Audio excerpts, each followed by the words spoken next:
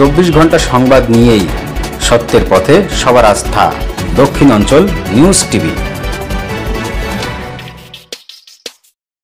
সরকারি চাকুরিতে কোটা পুনর্বহালের রায় বাতিল এবং কোটা পদ্ধতি সংস্কারের দাবিতে খুলনা বিশ্ববিদ্যালয়ের শিক্ষার্থীবৃন্দ 0 পয়েন্ট এলাকায় বিক্ষোভ সমাবেশে বক্তৃতা করেন। সকল সাধারণ শিক্ষার্থীর দৃষ্টি আকর্ষণ করছি, সবাই যার যার অবস্থানে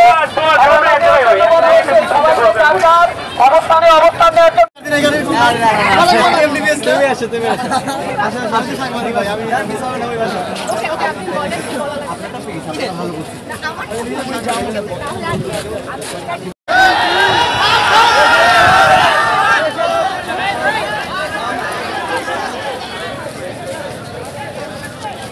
मेडिकल भाई मेडिकल पेशेंट के